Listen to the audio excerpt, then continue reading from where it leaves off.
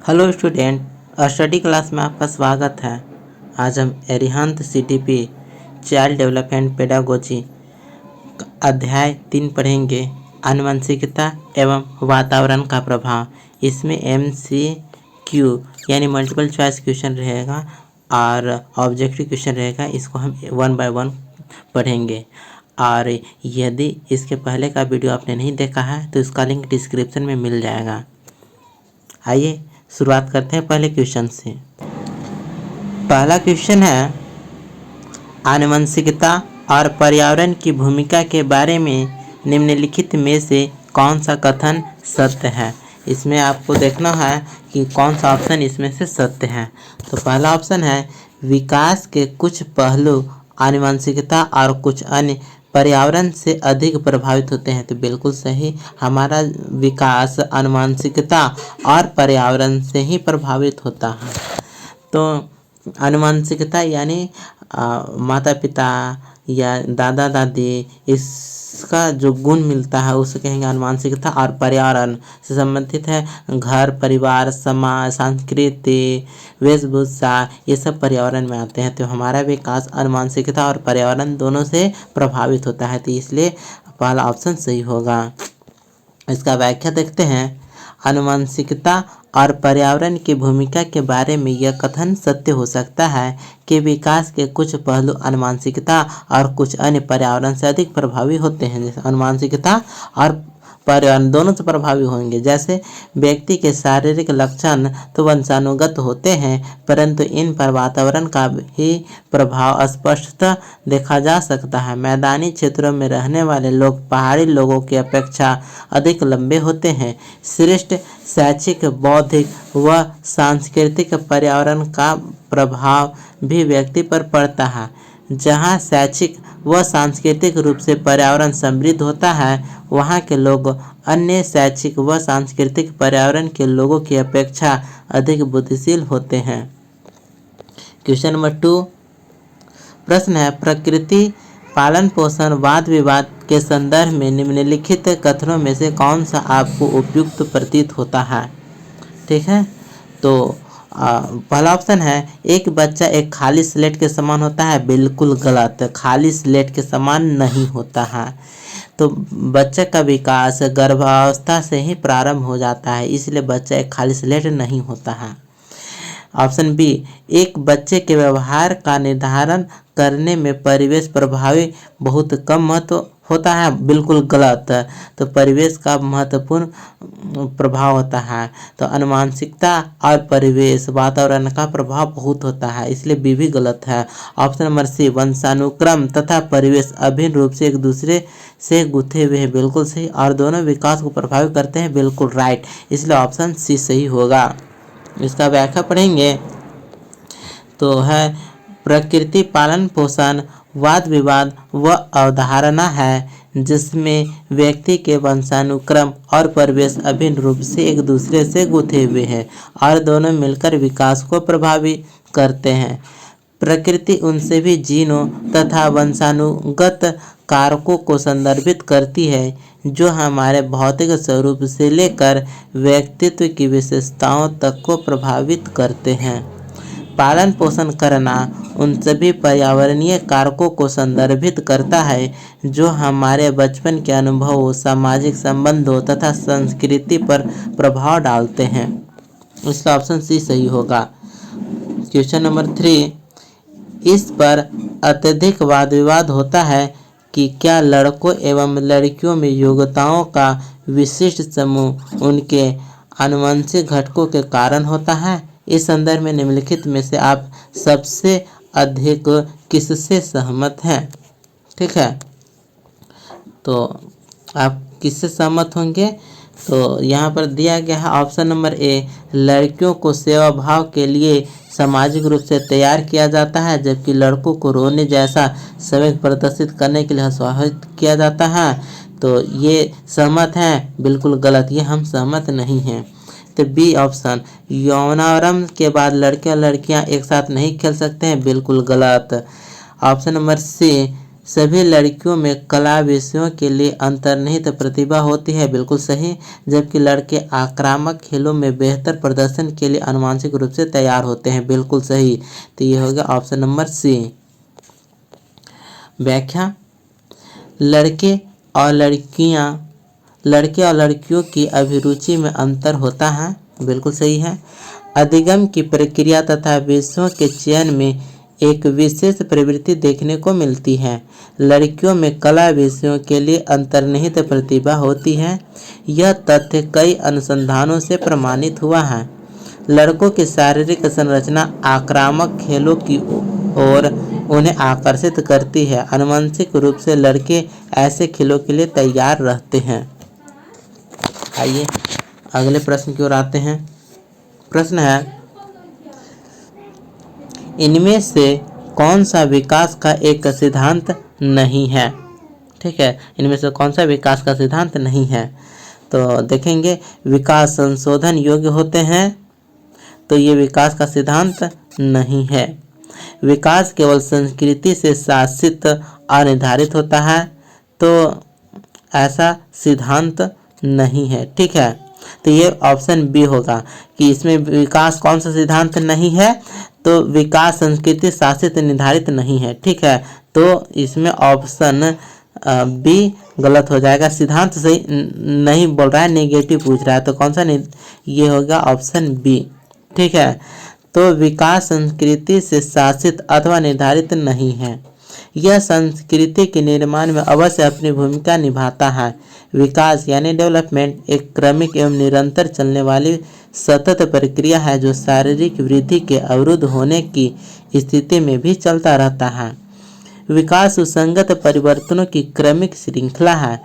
वंशानुक्रम तथा पर्यावरण इसे प्रभावित करते हैं। क्वेश्चन 5, निम्नलिखित में से कौन सा कथन सत्य है? तो ऑप्शन ए देखेंगे, आनुवंशिक बनावट व्यक्ति की परिवेश की गुणवत्ता के प्रति प्रत्युत्पादकता को प्रभावित करते हैं, बिल्कुल सही है। आनुवंशिक संरचना व्यक्ति के परिवेश की गुणवत्ता के प्रति प्रत्युत्पादकता को प्रभावित करते हैं। क्वेश्चन 6, प्रकृति पोषण विवाद निम्नलिखित में से किससे संबंधित है? तो वह है आनुवंशिकी एवं वातावरण से। आनुवंशिकी और वातावरण दोनों रहेगा इसमें। तो प्रकृति पोषण विवाद का संबंध आनुवंशिकता तथा वातावरण से है। क्वेश्चन 7, मानवीय विकास में आनुवंशिकता एवं परिवेश की भूमिका के संदर्भ में निम्नलिखित में से कौन सा कथन समुचित है? ठीक है, तो इसमें कौन सा कथन समुचित है, इसको देखना है। तो ऑप्शन ए देखेंगे, परिवेश की भूमिका लगभग स्थिर सी रहती है, जबकि आनुवंशिकता का प्रभाव परिवर्तित हो सकता है, बिल्कुल गलत। ठीक है, तो ऐसा नहीं होता है। तो विकास में आनुवंशिकता और परिवेश दोनों प्रभावी होता है, इसलिए ऑप्शन ए गलत हो जाएगा। व्यवहारवाद के सिद्धांत प्राय मानवीय विकास में प्रकृति की भूमिका पर आधारित है, गलत। व्यवहारवाद प्रकृति की भूमिका पर आधारित नहीं है। ऑप्शन सी देखेंगे, विकास के विभिन्न क्षेत्रों में आनुवंशिकता एवं परिवेश का सापेक्षिक प्रभाव परिवर्तनशील है। ऑप्शन सी सही होगा। ठीक है, तो विकास के विभिन्न क्षेत्रों में आनुवंशिकता एवं परिवेश का सापेक्षिक प्रभाव परिवर्तनशील है। आनुवंशिकता और परिवेश परस्पर इस प्रकार गूंथे हैं तथा इन्हें पृथक करना असंभव है। 8वां क्वेश्चन, बच्चों के व्यवहार को समझने के लिए विद्यार्थियों के घर के वातावरण का महत्वपूर्ण स्थान है तथा इससे प्राप्त सूचना को प्रभावशाली शिक्षा शास्त्र के निर्माण से जोड़ा जा सकता है। यह तथ्य अधिगम के किस सिद्धांत से संबंध है? तो वह है पारिस्थितिक। ठीक है, पारिस्थितिक से संबंध है। बच्चों के व्यवहार को समझने के लिए विद्यार्थियों के घर के वातावरण का महत्वपूर्ण स्थान होता है। ठीक है, इससे प्राप्त सूचना को प्रभावशाली शिक्षा शास्त्र के निर्माण से जोड़ा जा सकता है। यह सिद्धांत अधिगम के पारिस्थितिकी सिद्धांत से संबंध है। किससे? पारिस्थितिकी से। 9वां प्रश्न, आप एक शिक्षिका शिक्षक के रूप में रैगिंग और धमकाने के सख्त विरोधी हैं तथा इस संदर्भ में विद्यालय में पोस्टर लगवाते हैं तथा समिति बनवाते हैं। आपसे जुड़ने वाले किशोर जो इस विचार के दृढ़ विश्वासी हैं निम्नलिखित में से किस स्तर पर होंगे? ठीक है, तो वह होंगे सी उत्तर पारंपरिक स्तर। किस स्तर के? तो उत्तर पारंपरिक स्तर के।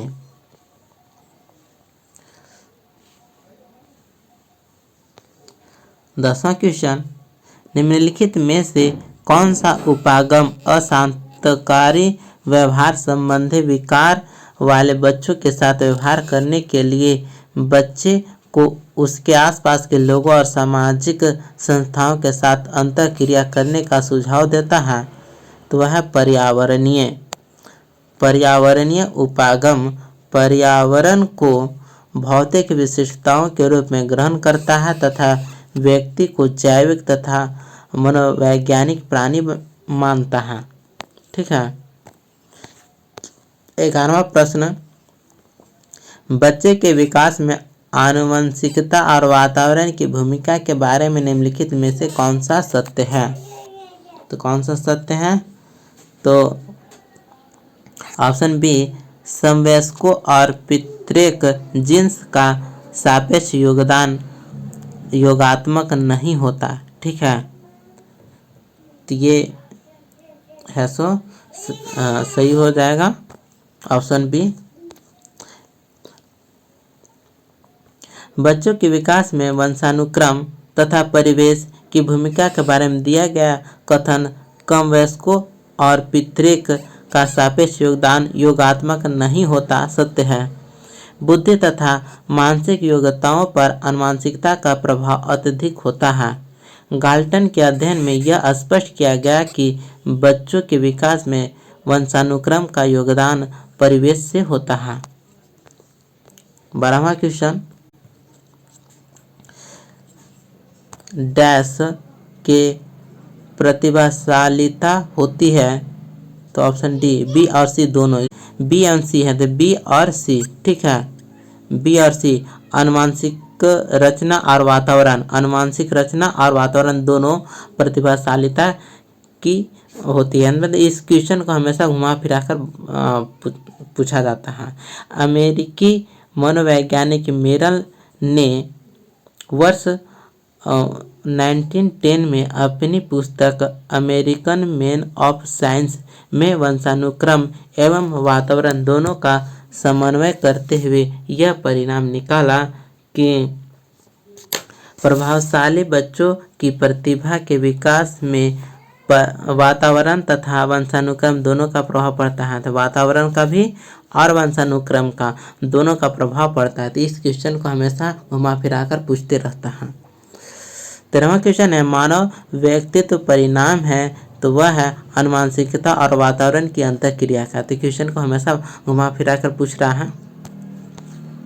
14वां क्वेश्चन है, निम्नलिखित में से डैश के अतिरिक्त सभी वातावरणीय कारक विकास को आकार देते हैं? तो वह शारीरिक गठन। विकास के सिद्धांत में पौष्टिकता का गुणवत्ता, संस्कृति तथा शिक्षा गुणवत्ता वातावरणीय कारक के रूप में मौजूद है। शारीरिक गठन एक जैविकीय कारक है। तो शारीरिक गठन कैसा कारक है? जैविकीय कारक है। 15वां प्रश्न, निम्नलिखित में से कौन सा मुख्य रूप से आनुवंशिकता संबंधी कारक है? तो वह है आँखों का रंग। ठीक है, तो आँखों का रंग आनुवंशिकता संबंधी कारक है। आनुवंशिकता का संबंध वंशानुक्रम तथा शारीरिक गुणों की समानता से है। आनुवंशिकता पर वातावरण, समाज तथा परिवेश का कोई असर नहीं होता है। आँखों का रंग आनुवंशिकता के लक्षण के कारण प्रभावित हो सकता है, किंतु व्यक्ति के कर्तव्य, सामाजिक गतिविधियों में भागीदारिता, चिंतन पैटर्न इत्यादि का संबंध आनुवंशिकता से नहीं है। 16वां क्वेश्चन, वह कौन सा स्थान है जहां बच्चे के संज्ञानात्मक विकास को सबसे बेहतर तरीके से परिभाषित किया जा सकता है? तो वह है विद्यालय एवं कक्षा पर्यावरण। पियाजे ने संज्ञानात्मक विकास सिद्धांत में विद्यालय तथा कक्षा कक्ष के वातावरण को महत्व दिया है। 18वां प्रश्न 17वां नीचे है। हाँ, 17वां प्रश्न, आनुवंशिकता को डैश सामाजिक संरचना माना जाता है तो वह स्थिर। तो आनुवंशिकता को स्थिर सामाजिक संरचना माना जाता है। आनुवंशिकता को वंशानुक्रम भी कहा जाता है। पीढ़ी दर पीढ़ी संचरण की विधियों और कारकों के अध्ययन को आनुवंशिकी यानी जेनेटिक्स कहा जाता है। यह एक स्थिर सामाजिक संरचना है। वातावरणीय प्रभाव अवश्य इसे प्रभावित करता है, किंतु यह प्रभाव स्थानीय होता है। अब यहाँ से स्टेट टेट का प्रश्नोत्तर करेंगे, ठीक है। तो सी टेट का हो गया, अब आते हैं स्टेट का। तो यू टेट पहला है, यू टेट का 18वां क्वेश्चन, मानव वृद्धि एवं विकास प्रभावित होते हैं तो किससे? तो वंशानुक्रम तथा वातावरण दोनों से। ऑप्शन नंबर सी, मानव के विकास को वंशानुक्रम तथा वातावरण प्रभावित करते हैं। 19वां क्वेश्चन, वातावरण वह बाह्य शक्ति है जो हमें प्रभावित करती है, किसने कहा था? तो वह वुडवर्थ ने। वुडवर्थ के अनुसार वातावरण वह बाह्य तत्व है जो किसी व्यक्ति को जन्म से प्रभावित करता है। 20वां क्वेश्चन, निम्न में से कौन सा वंशानुक्रम का नियम नहीं है? तो समानता है, भिन्नता है, प्रत्यागमन है, लेकिन अभिप्रेरण नहीं है। तो ऑप्शन नंबर डी। तो अभिप्रेरण वंशानुक्रम का नियम नहीं है। वंशानुक्रम यानी हेरेडिटी के नियमों को विभिन्न विद्वानों ने प्रतिपादित किया है, किंतु मेंडल द्वारा वर्णित नियम प्रमुख है। वंशानुक्रम के प्रचलित नियम निम्न हैं। तो कौन कौन है? समानता का नियम, भिन्नता का नियम, प्रत्यागमन का नियम, ठीक है। तो अगला क्वेश्चन है 21 क्वेश्चन, परिवेश की वस्तु जिसे प्राणी प्राप्त करने का प्रयास करता है कहा जाता है वह उद्दीपक। मनोविज्ञान में इंद्रियों द्वारा होने वाले परिवर्तन को उद्दीपक यानी स्टिमुलेशन कहते हैं।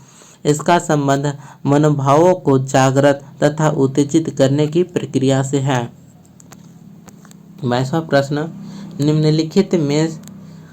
निम्नलिखित में से कौन सा बालक के मानसिक स्वास्थ्य पर प्रभाव डालने वाला कारक नहीं है?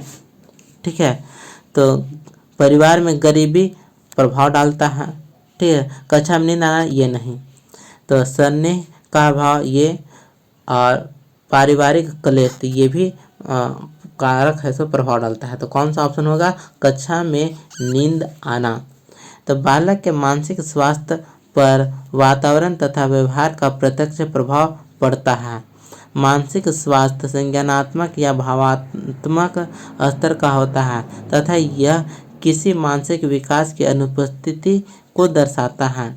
सामाजिक, सांस्कृतिक, शारीरिक और शैक्षणिक प्रभाव किसी व्यक्ति के मानसिक स्वास्थ्य को प्रभावित करते हैं। 23वां क्वेश्चन, निम्नलिखित में से बौद्धिक वातावरण को प्रभावित करने वाला सबसे महत्वपूर्ण कारक कौन सा है? तो वह है विद्यालय का वातावरण, ठीक है। तो बौद्धिक वातावरण को प्रभावित करने वाला सबसे महत्वपूर्ण कारक विद्यालय का वातावरण है। 24वां क्वेश्चन, बच्चे उसी वातावरण में सीख सकते हैं जहां उनके अनुभवों एवं भावनाओं को उचित स्थान मिले, ठीक है, वहीं सीख सकते हैं। 25वां क्वेश्चन, शिक्षार्थी व्यक्ति की भिन्नता प्रदर्शित करते हैं, अतः शिक्षक को सीखने के विविध अनुभवों को उपलब्ध कराना चाहिए। 26वां क्वेश्चन, निम्नलिखित में से कौन सा कथन सही नहीं है? ठीक है, गलत कथन ढूंढना है, निगेटिव है, इसलिए निगेटिव आंसर ढूंढेंगे। तो पहला ऑप्शन है वंशानुक्रम माता पिता के से संतान में गुणों का संचयन करता है, जो सही है। विकास प्राणी और उसके पर्यावरण की अंतर क्रिया का परिणाम है, ये भी सही है। वंशानुक्रम व्यक्ति की जन्मजात विशेषताओं का शोधन है, गलत है, ये ऑप्शन सी गलत हो जाएगा, ठीक है। ऑप्शन डी, माता पिता की शारीरिक और मानसिक विशेषताओं का संतान में संचरित होना वंशानुक्रम है। तो ये भी सही है, मतलब ये ऑप्शन सी आपका राइट होगा। ठीक है, तो वंशानुक्रम को उन समस्त गुणों का योगफल माना गया है जो व्यक्ति में पहले से ही उपस्थित है और वे आगे चलकर उत्पन्न होने वाले शिशु में भी विद्यमान होंगे, अर्थात वंशानुक्रम व्यक्ति की जन्मजात विशेषताओं का योग है। इस प्रकार विकल्प सी में दिए गया कथन वंशानुक्रम व्यक्ति की जन्मजात विशेषताओं का शोधन है, सही नहीं है। 27वां क्वेश्चन, मनुष्य की बुद्धि आगे की पीढ़ियों में संक्रमित होती है डैश का कार्य इस जन्मजात योग्यता के विकास के लिए उपयुक्त परिस्थितियों का निर्माण करता है। ठीक है, तो वह ऑप्शन सी वातावरण। वंशानुक्रम के द्वारा मनुष्य की बुद्धि आगे की पीढ़ियों में संक्रमित होती है। ठीक है, वंशानुक्रम के द्वारा तथा वातावरण बुद्धि जन्मजात योग्यताओं के विकास के लिए उपयुक्त परिस्थितियों का निर्माण करने में महत्वपूर्ण भूमिका निभाता है। इसलिए यह माना जाता है कि मानव व्यवहार की प्रत्येक विशेषता वंशानुक्रम और वातावरण की अंतःक्रिया का परिणाम है। 28वां क्वेश्चन, वंशानुक्रम के संदर्भ में गलत कथन निम्न में से कौन सा है? तो गलत कथन ढूंढना है। ऑप्शन ए, वंशानुक्रम बालक का लिंग निर्धारण करता है, ये सही है। यह शारीरिक संगठन में महत्वपूर्ण योगदान देता है, तो ये भी सही है। यह जुड़वा बालकों के जन्म में योगदान देता है, तो ये भी सही है। इसमें रुचि, अभिवृत्ति, पसंद नापसंद तथा मस्तिष्क की संवेदनात्मक भावनाएं समावेशित होती है, तो ये गलत है। ठीक है, तो ऑप्शन डी को टिक करना होगा। तो वंशानुक्रम में रुचि, अभिवृद्धि, पसंद नापसंद तथा मस्तिष्क की संवेदनात्मक भावनाएं समावेशित नहीं होती है। ठीक है, 29वां क्वेश्चन, विद्यार्थी और शिक्षक के बीच की एक संवादात्मक प्रक्रिया जो उनके सीखने के वातावरण में बदलाव लाती है वह है, तो वह मूल्यांकन और आकलन दोनों, यानी ऑप्शन सी होगा। विद्यार्थी तथा शिक्षक के बीच की एक संवादात्मक प्रक्रिया को सीखने के लिए वातावरण में परिवर्तन को प्रोत्साहित करने में मूल्यांकन और आकलन महत्वपूर्ण भूमिका निभाते हैं। 30वां क्वेश्चन, कक्षा कक्ष का वातावरण होना चाहिए, तो वह है मित्रतापूर्ण। कक्षा कक्ष का वातावरण प्रजातांत्रिक, मित्रतापूर्ण तथा सहयोगात्मक होना चाहिए। 31वां क्वेश्चन, लड़का पैदा होने के लिए उत्तरदायी क्रोमोसोम है, तो वह है XY। XY रहेगा तो लड़का और XX रहेगा तो लड़की। ठीक है, तो XY लड़का के लिए और XX रहेगा तो लड़की के लिए। लड़के के जन्म के लिए XY क्रोमोसोम उत्तरदायी होते हैं, जबकि लड़की के लिए XX क्रोमोसोम उत्तरदायी होते हैं। मनुष्य में 23 जोड़े गुणसूत्र पाए जाते हैं, जिसमें से 22 जोड़े गुणसूत्र महिलाओं तथा पुरुषों में समान होते हैं, लेकिन 23वां जोड़ा दोनों में भिन्न होता है। यही गुणसूत्र लिंग का निर्धारण करता है। 32वां क्वेश्चन, मास्टर ग्रंथि के नाम से जाना जाता है, तो वह है पीयूष ग्रंथि। पीयूष ग्रंथि को मास्टर ग्रंथि भी कहा जाता है। 33वां क्वेश्चन, प्राकृतिक पर्यावरण में सम्मिलित होता है, तो वह है जैव और अजैव दोनों घटक। प्राकृतिक पर्यावरण का तात्पर्य सभी जैव, अजैव तथा उसके क्षेत्र के स्वाभाविक परिवेश की स्थिति से है। 34वां क्वेश्चन, बुद्धि पर वंशानुक्रम का प्रभाव होता है, किसने कहा है? तो वह है गैसल ने। गैसल तथा रॉम्पसन ने बुद्धि विकास पर वंशानुक्रम के अत्यधिक प्रभाव को स्वीकार किया है। 35वां क्वेश्चन, किसका अभिप्राय अपने व्यवहार को नियंत्रित करने से है? तो वह आत्मनियंत्रण। अपने व्यवहार तथा अपनी इच्छाओं को नियंत्रित करने का तात्पर्य आत्मनियंत्रण से है। ठीक है, आत्मनियंत्रण से है। वस्तुतः व्यवहार को नियंत्रित करने के लिए आत्मनियंत्रण शब्द का प्रयोग किया जाता है। सुखमय जीवन जीने के लिए आत्मनियंत्रण अनिवार्य है।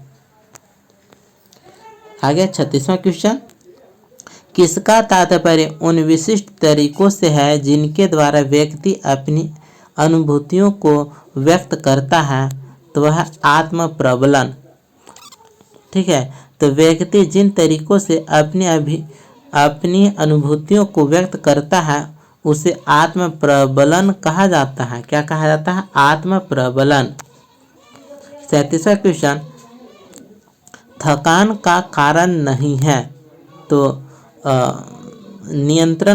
निरंतर कार्य करते रहना, इससे थकान होता है। ठीक है, शिक्षण विधियां, इससे भी थकान होता है, लेकिन विश्राम करने से थकान नहीं होता है। लंबे समय तक कार्य करने के बाद क्षमता में ह्रास होना थकान कहलाती है। किसी कार्य को लगातार करने से उसकी उत्पादित गति में ह्रास होना भी थकान कहलाता है। थकान का कारण विश्राम नहीं है। ठीक है, विश्राम की प्रक्रिया थकान के उपरांत सामने आती है। 38वां क्वेश्चन, आधुनिक युग में मानसिक स्वास्थ्य पर किसका सबसे बुरा प्रभाव पड़ता है? तो वह है जीवन की अस्थिरता का।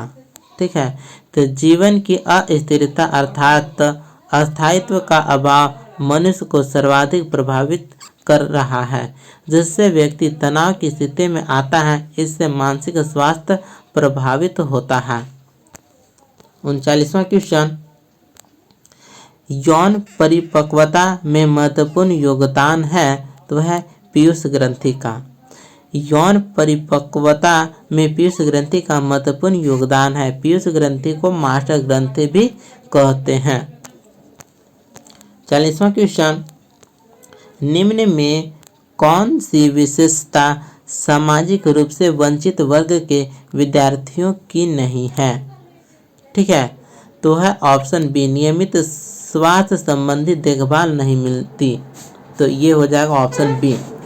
सामाजिक रूप से वंचित वर्ग के विद्यार्थी को बाह्य अभिप्रेरणा के अभाव से गुजरना पड़ता है। उसकी देखभाल के लिए विद्यार्थियों का निर्माण प्रभावशाली ढंग से किया जाना चाहिए। 41वां क्वेश्चन, व्यक्ति में उन मनोदैहिक व्यवस्थाओं का गत्यात्मक संगठन है जो वातावरण के साथ उसके अपूर्व समायोजन को निर्धारित करता है। व्यक्तित्व की यह परिभाषा दी है, तो किसने दी है? तो G.W. ऑलपोर्ट ने। तो G.W.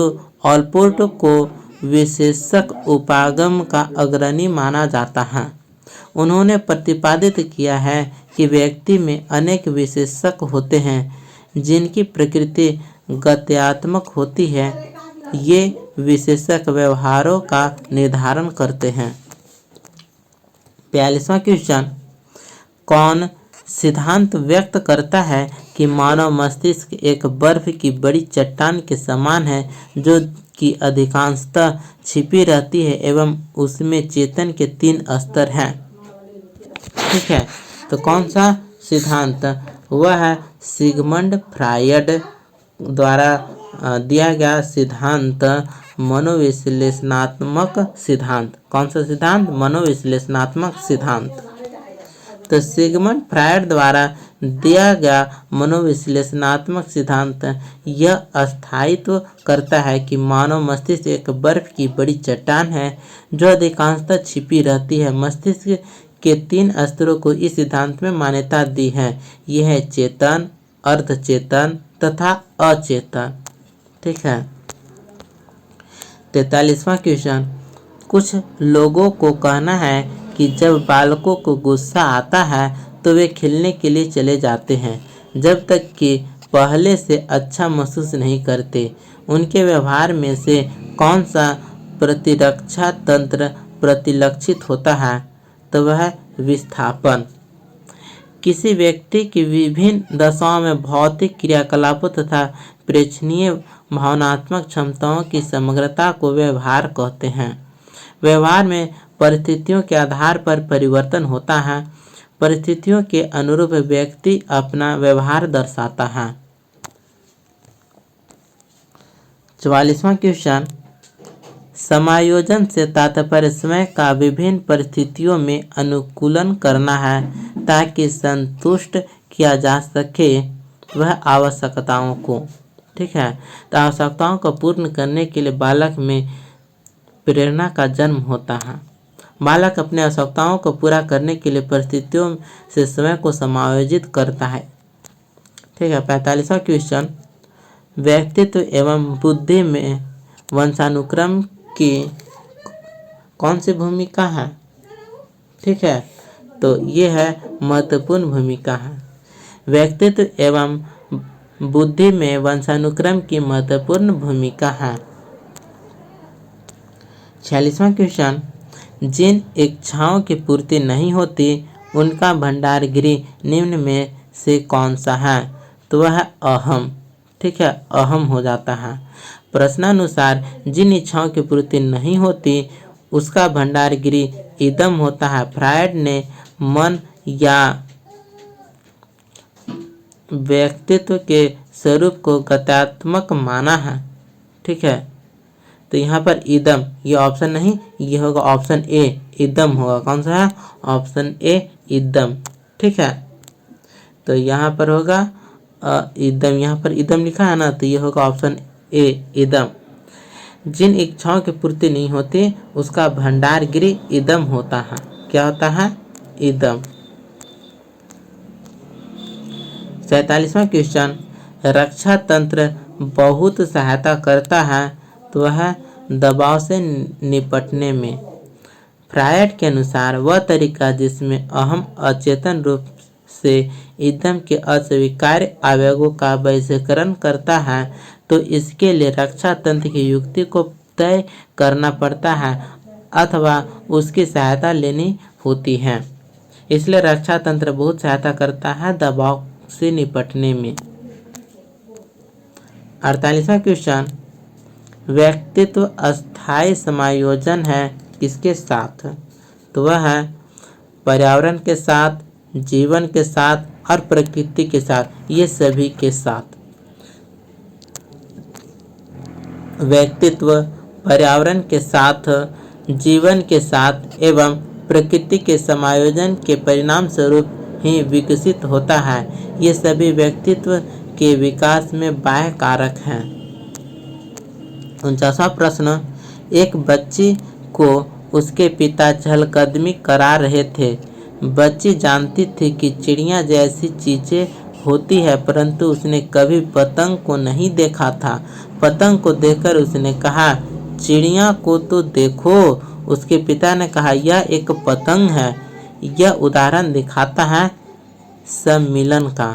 ठीक है, तो भाषा विज्ञान में सम्मिलन उस प्रक्रिया को कहा जाता है जहाँ वस्तु या विषय वस्तु के अंतर को पहचान नहीं कर पाने के कारण उसी के समान किसी दूसरे शब्द का उच्चारण किया जाता है। तो क्या कहेंगे? सम्मिलन। ठीक है, सम्मिलन शब्द। 50वां क्वेश्चन, मनोविज्ञान शिक्षा का आधारभूत विज्ञान है, यह किसने कहा?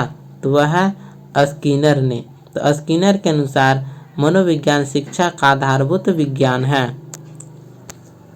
51वां 51 क्वेश्चन, आधुनिक मनोविज्ञान का अर्थ है? तो वह है व्यवहार का अध्ययन। आधुनिक मनोविज्ञान में व्यक्ति के व्यवहार का अध्ययन किया जाता है। 52 क्वेश्चन, बालक में अपराधी प्रवृत्ति के विकसित होने का मुख्य कारण है? तो वह परिवार का वातावरण। किसी बच्चे द्वारा कानून विरोधी अथवा समाज विरोधी कार्य किया जाता है तो उसे अपराधबोध प्रवृत्ति का बालक कहा जाता है। बालक में आपराधिक प्रवृत्ति के विकास में परिवार का वातावरण पूर्णतः उत्तरदायी है। अगला क्वेश्चन, इनमें से कौन सा प्रयोजन प्राथमिक प्रयोजन कहलाता है? तो वह है शारीरिक प्रयोजन। प्रत्येक कार्य का अपना प्रयोजन तथा उद्देश्य होता है। शारीरिक प्रयोजन को प्राथमिक प्रयोजन भी कहा जाता है। ठीक है, प्रत्येक क्रिया के लिए व्यक्ति का स्वस्थ रहना आवश्यक है। शारीरिक शिक्षा के प्रति अधिगम में दबाव का कारण भी स्वास्थ्य की चिंता है। अगला प्रश्न, माता पिता से वंशजों में स्थानांतरित होने वाले लक्षणों को कहा जाता है। तो वह आनुवंशिकता, क्या कहेंगे? आनुवंशिकता, जिसे इंग्लिश में हेरिडिटी भी कहा जाता है। 55 क्वेश्चन, सामान्यतः यह देखा जाता है कि बच्चा थोड़े बहुत मायनों में अपने माँ बाप से भिन्न होता है। इसे किसी के आनुवंशिक नियम के जरिए विश्लेषण किया जा सकता है। ठीक है, तो वह है विभेद। आनुवंशिकता के एक प्रभावी नियम समान से समान की उत्पत्ति के सिद्धांत के आधार पर विभेद वह कारक है जिसके आधार पर यह विश्लेषण किया जाता है कि कई मायनों में बच्चे अपने माँ बाप से भिन्न होते हैं। भिन्नता के बावजूद वे पूर्व पीढ़ियों से समानता रखते हैं। 56 क्वेश्चन, निर्धन परिवारों के बच्चे जो छोटे आकार के परिवार से संबंध है उनको विकास के बेहतर वातावरण पाने के मौके होते हैं, क्योंकि उन्हें बड़े परिवार को निर्धन बच्चों की अपेक्षा क्या होना चाहिए? तो वह है उन्हें बेहतर परिस्थितियां प्राप्त होती हैं। ठीक है, आगे 57 क्वेश्चन,